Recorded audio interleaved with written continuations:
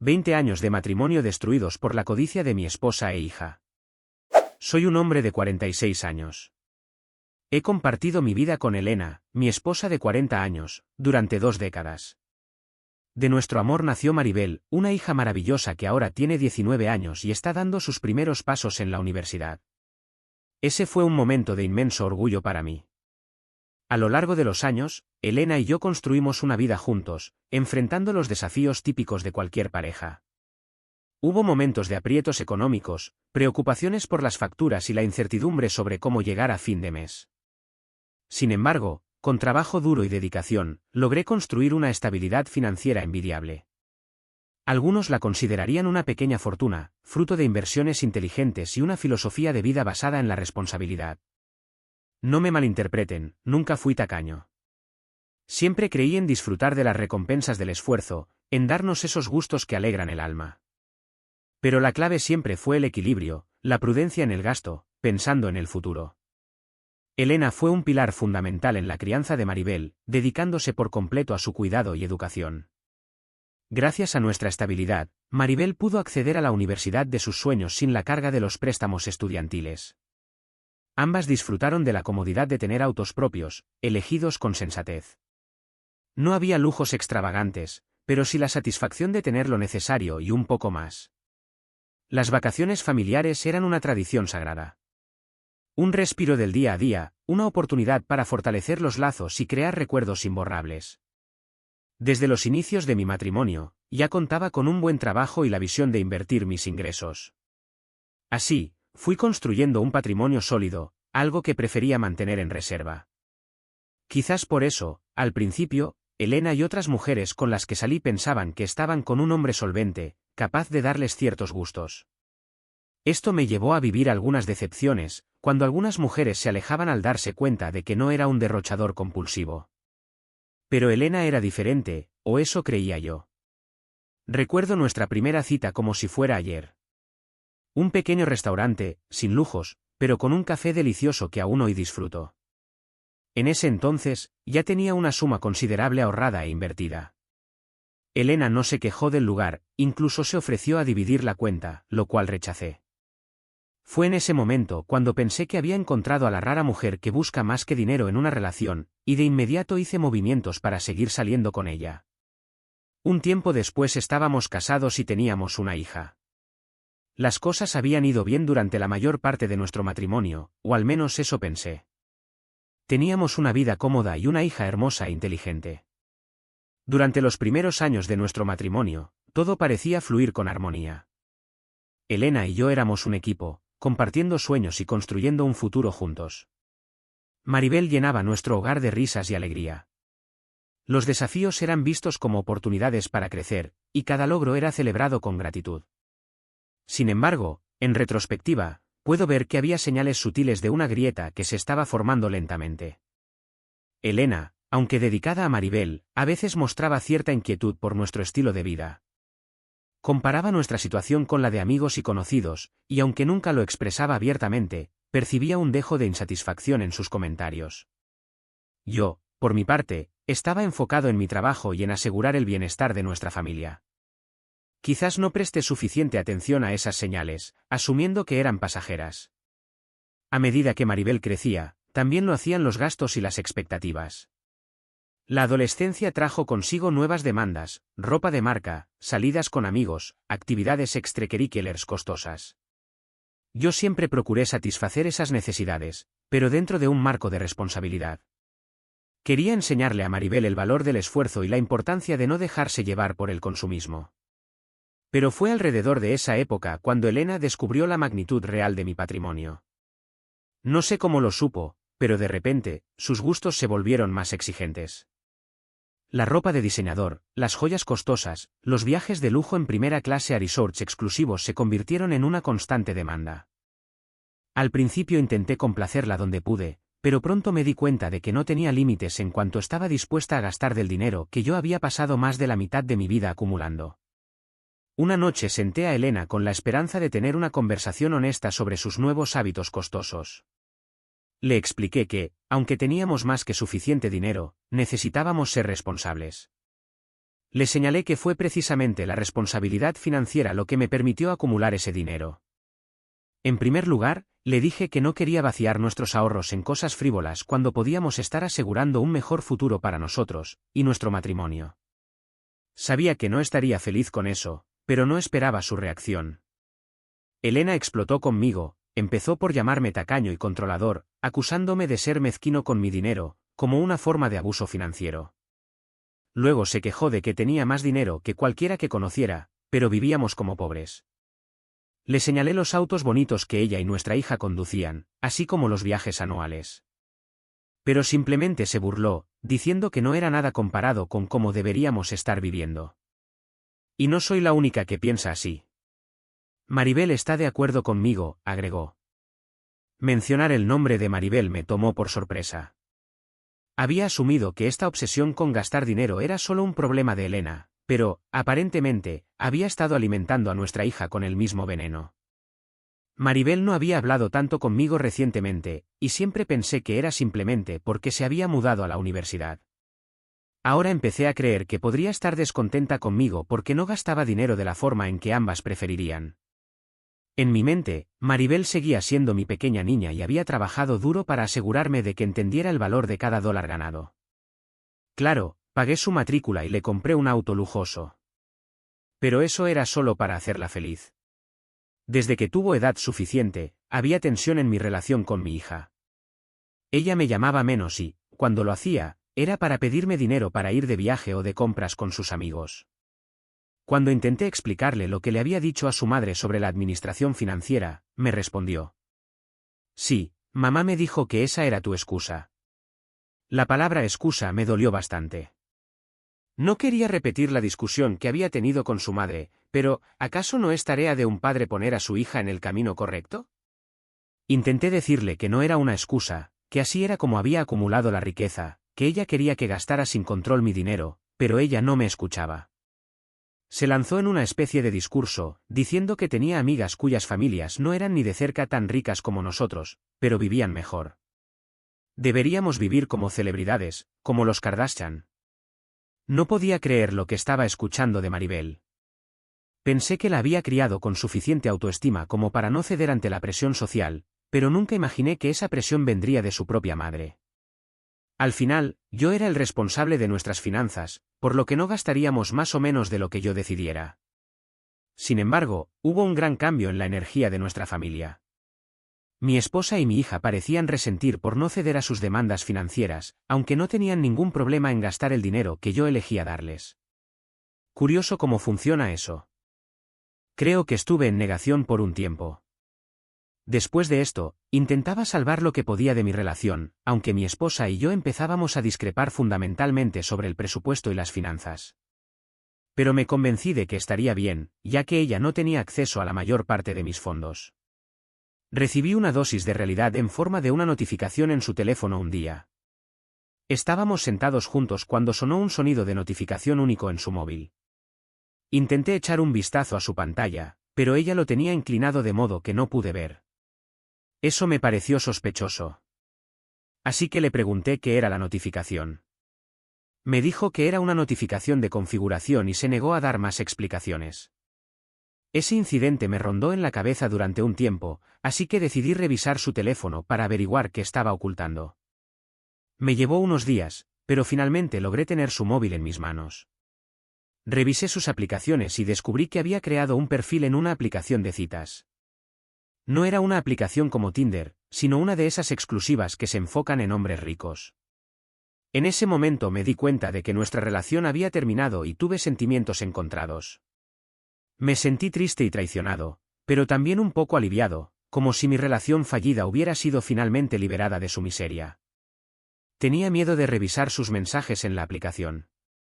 Ya sabía que nuestra relación había acabado, pero eso no significaba que quisiera ver pruebas de que se ofrecía a otros hombres. No creo que la ignorancia sea felicidad, así que revisé la aplicación. Noté que su biografía contaba algunas verdades a medias. Decía que estaba acostumbrada a vivir un estilo de vida de clase alta y que buscaba a un hombre que pudiera consentirla como se merecía.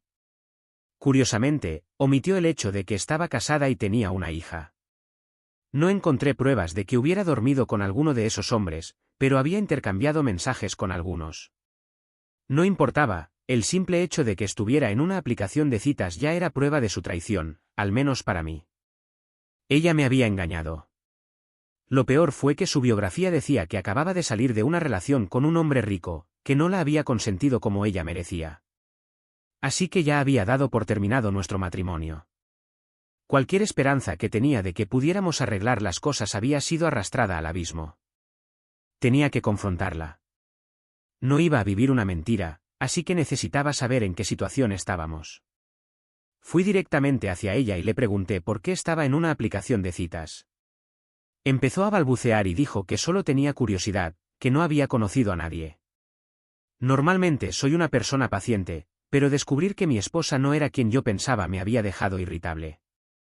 Le grité que dejara de mentirme, que había leído sus comentarios.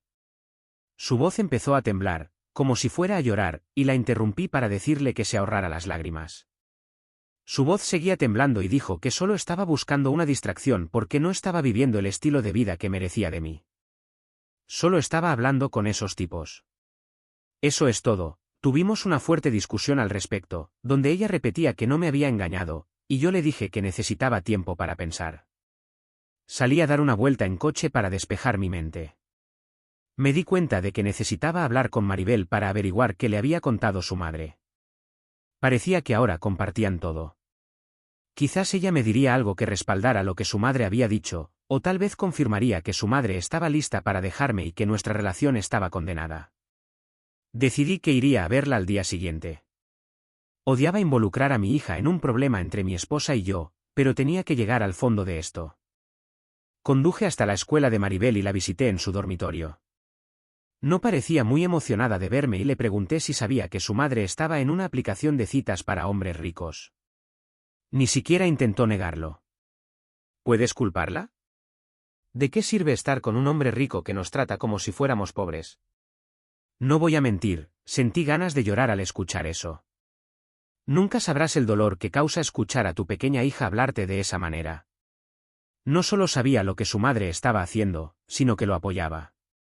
Entonces, ¿estás bien con que tu madre me traicione buscando hombres que le puedan dar ese estilo de vida que quiere?, le pregunté. Maribel solo puso cara de fastidio y dijo que su mamá quería un hombre que estuviera dispuesto a darle el estilo de vida que yo supuestamente debía darles. Dijo que yo tenía el dinero, pero que no estaba dispuesto a darles ese estilo de vida, y que ambas merecían algo mejor. Me sentí increíblemente decepcionado al descubrir que había criado a una hija que creía que esa era una justificación para la infidelidad. Elena había envenenado la mente de mi hija y eso me enfureció. Estaba cansado de tener la misma conversación una y otra vez. Intenté una última vez señalar que yo había proveído para las necesidades de mi familia, además de algunos lujos cuando era sensato. No es suficiente, tienes millones y vivimos como si fuéramos de clase media, me respondió. Luego me explicó lo vergonzoso que era para ella que sus amigos pudieran permitirse cosas más lujosas mientras que ella tenía que rogarme por dinero.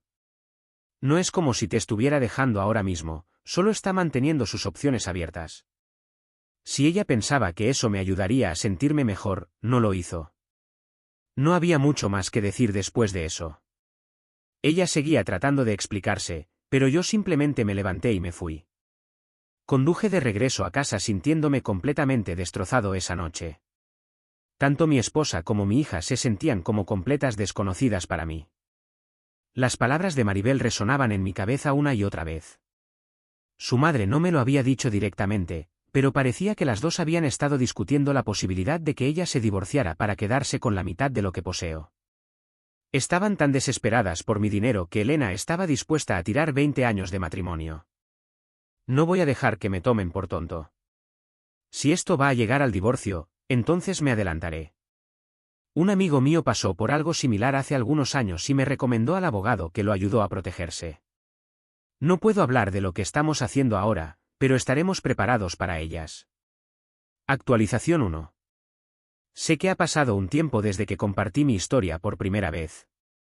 Mirando la fecha de la publicación original, han pasado más de 3 años. Muchas cosas han cambiado desde entonces. Como dije la última vez, el divorcio era la única opción. Desafortunadamente para mí, fui bastante ingenuo cuando me casé. Los acuerdos prenupciales no eran un tema tan popular en ese entonces, así que nunca supe cómo protegerme. Incluso si hubiera pensado en eso, probablemente no lo habría hecho, porque estaba convencido de que mi esposa era diferente. Ella no era materialista como las otras mujeres. ¡Qué chiste! Una cosa tenía clara, no iba a permitir que esta mujer se llevara la mitad de mis bienes en un divorcio.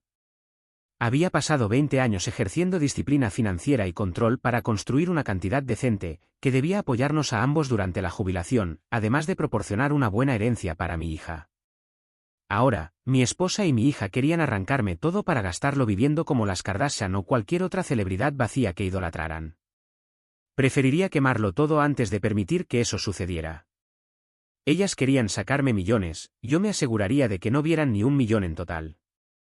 Iba a proteger tantos de mis bienes como pudiera.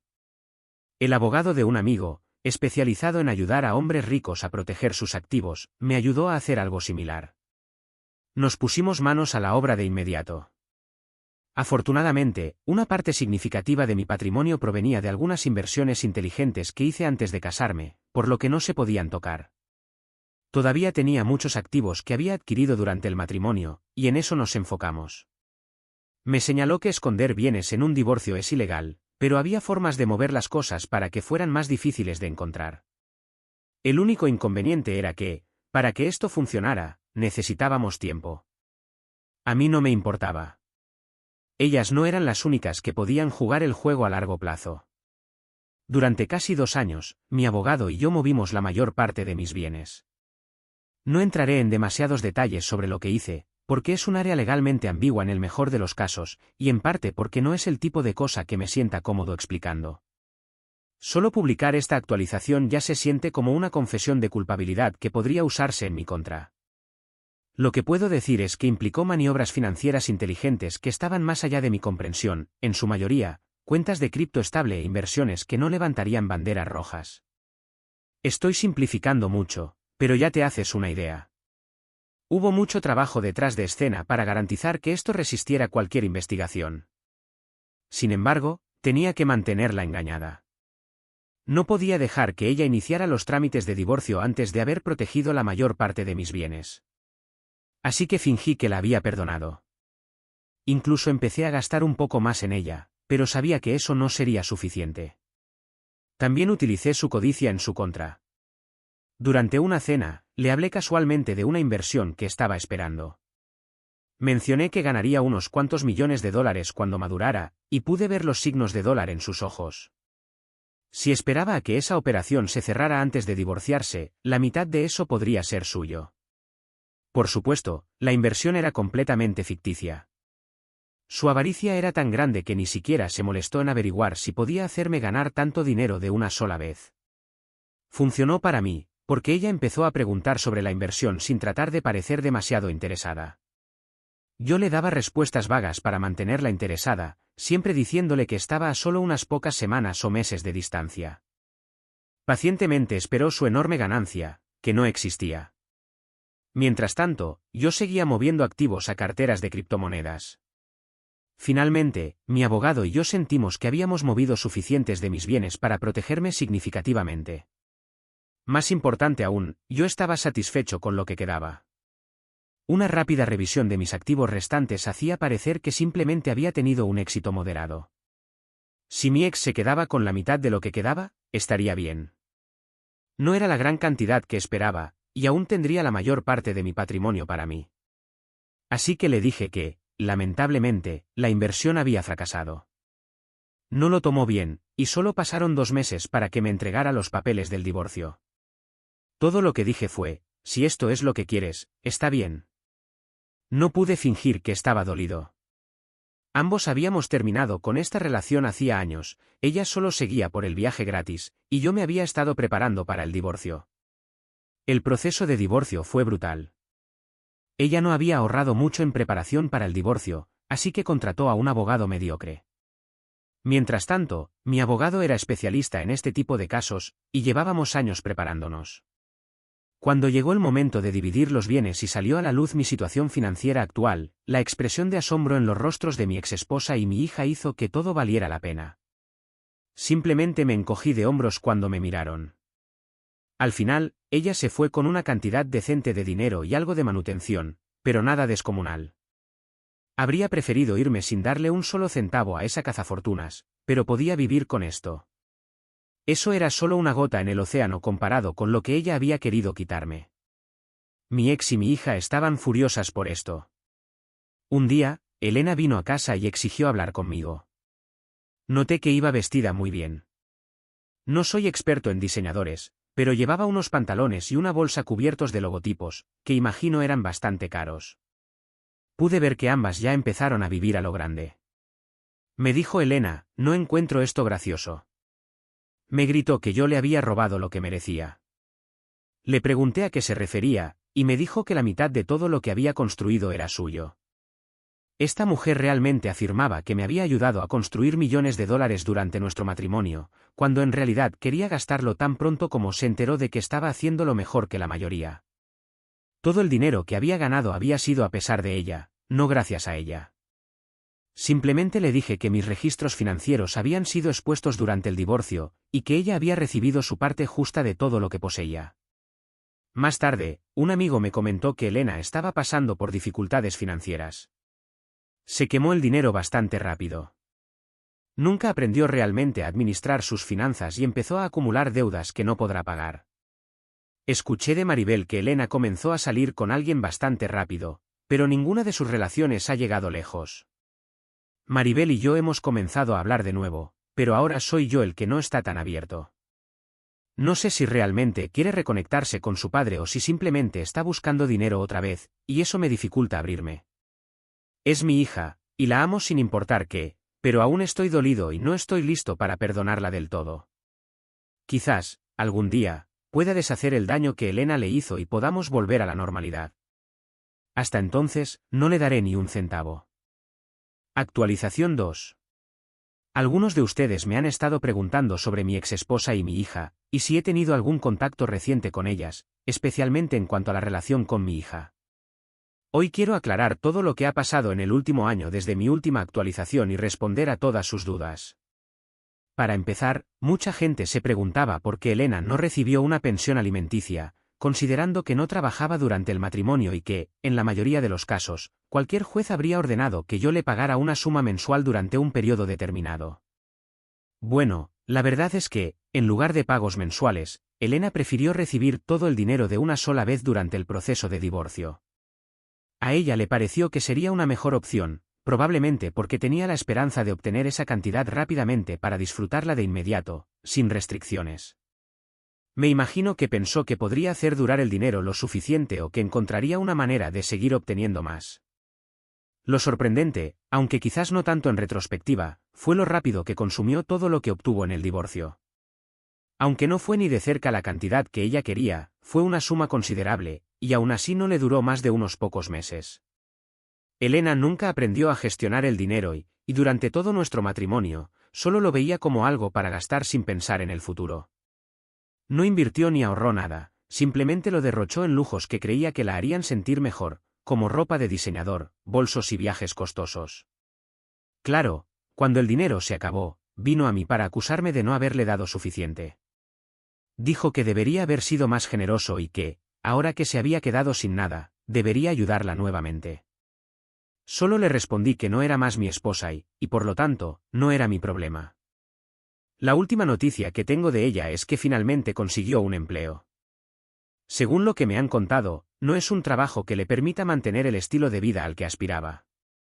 De hecho, dudo que pueda seguir comprando ropa de diseñador o darse esos lujos. Me han dicho que incluso ha vendido algunas de sus pertenencias. Hubo un periodo en el que estuvo sin trabajo, justo después de haber consumido todo el dinero que recibió del divorcio. Supongo que, al menos, eso la forzó a enfrentar la realidad, debe ganarse la vida como todos los demás. Si algo positivo ha salido de todo esto es que, tal vez, ahora esté aprendiendo lo difícil que es ganar dinero y por qué me negaba a desperdiciarlo en cosas triviales. Quizás esta sea la lección más grande que Elena aprenda en su vida, aunque tristemente llega demasiado tarde. Siempre estuvo obsesionada con el lujo y las apariencias. Ahora que no tiene más acceso a mi fortuna, está descubriendo lo vacía que era su vida, enfocada únicamente en las cosas materiales. También he oído que ha tenido mala suerte en el amor, lo cual no me sorprende. Los hombres con dinero no se interesan en una mujer cuyo único interés es su fortuna, y sin ese atractivo superficial que una vez tuvo, ha tenido que enfrentar la realidad de vivir como cualquier otra persona. En cuanto a mi hija, este es probablemente el aspecto más doloroso de toda la situación. Lo primero que debo decir es que ya no está incluida en mi testamento. No fue una decisión fácil, pero después de un año de esperar a que hiciera algún esfuerzo por recomponer la relación, llegué a la conclusión de que ella, al igual que su madre, solo me veía como una fuente de dinero.